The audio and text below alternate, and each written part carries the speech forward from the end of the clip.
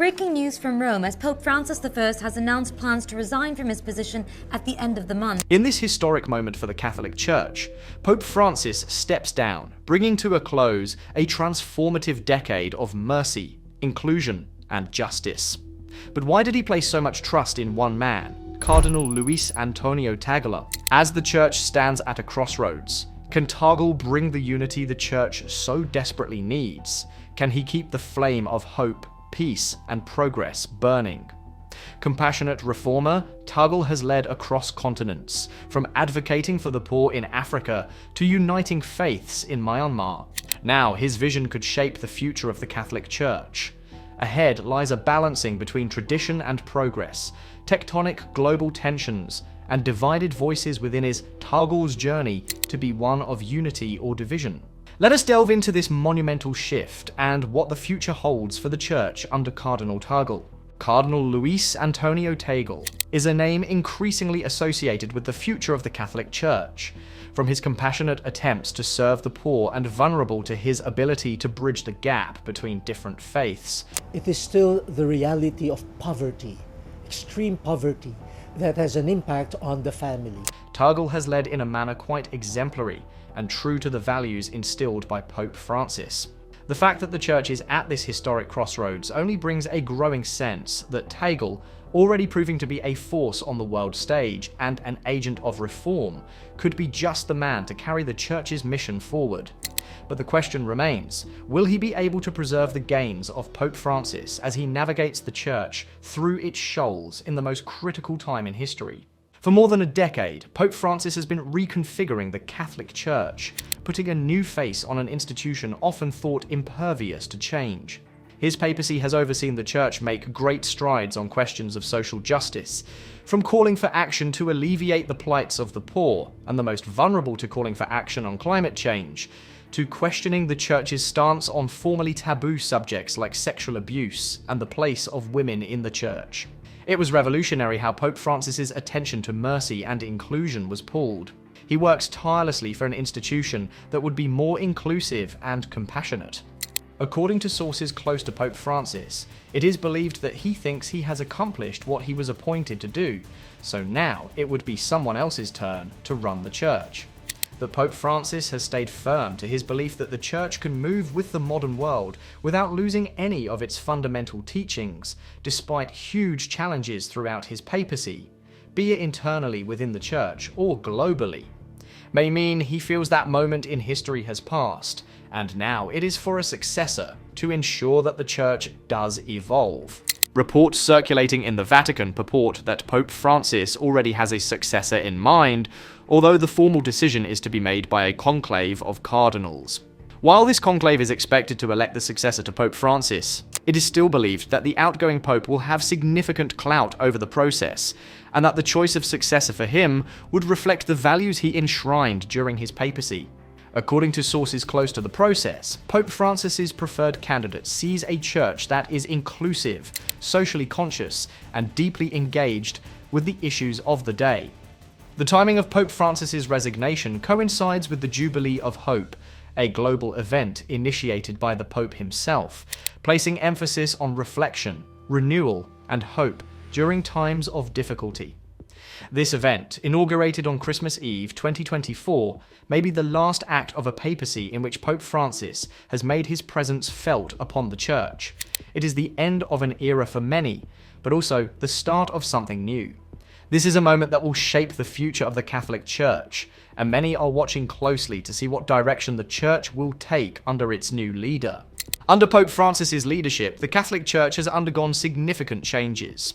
The Pope has addressed issues that were once considered too controversial to tackle, such as climate change, the abuse crisis, and the role of women within the Church.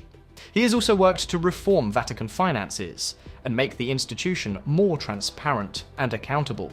There were many setbacks, but Pope Francis has remained steadfast in his quest to make the Church an instrument for good in the world. As Pope Francis steps down, he knows his work is far from complete. The Catholic Church is always on the move, and his resignation will not signal the end of changes he began.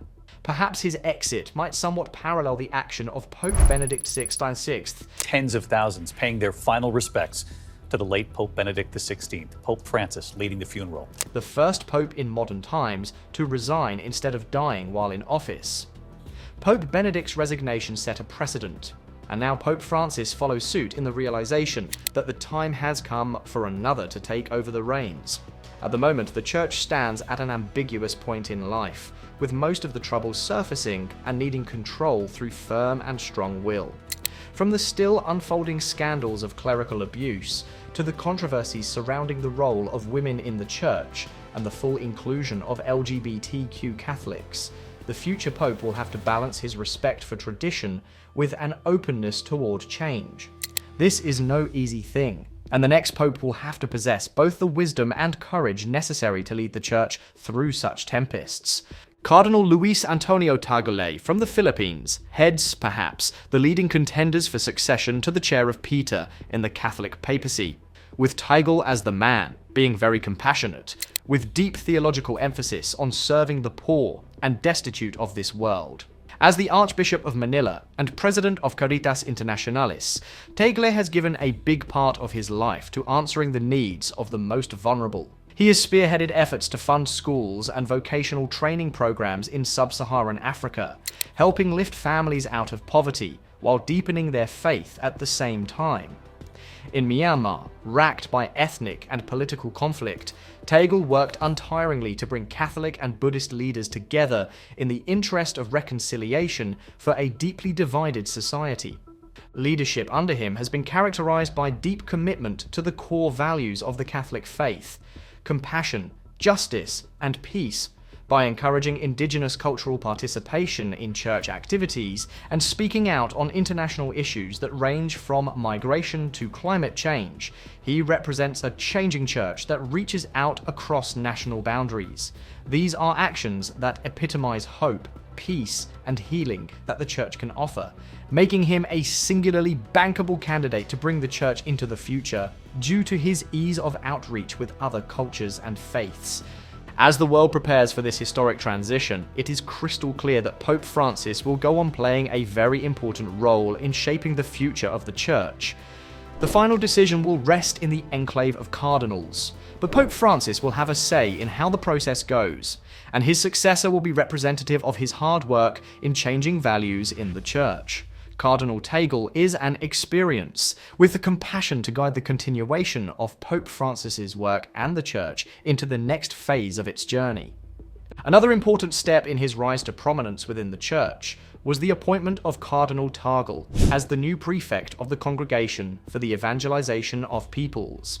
As prefect, Tagle will oversee the missionary work of the Church and its outreach to the rest of the world, and his leadership will go a long way in determining the direction of the Church's efforts. And in the Gospel, we are brought to the lowly town of Nazareth, in spreading the Gospel to all corners of the world.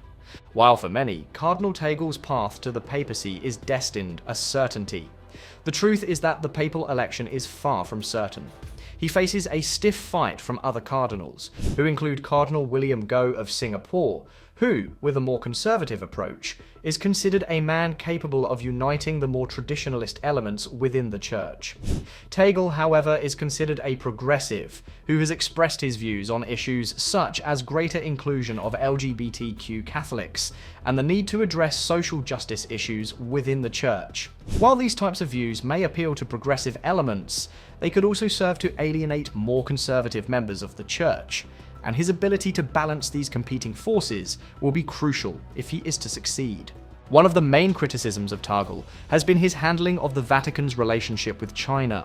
In the Church's efforts to work out its complex relationship with the Chinese government, many have criticized Tagle's silence on the issue.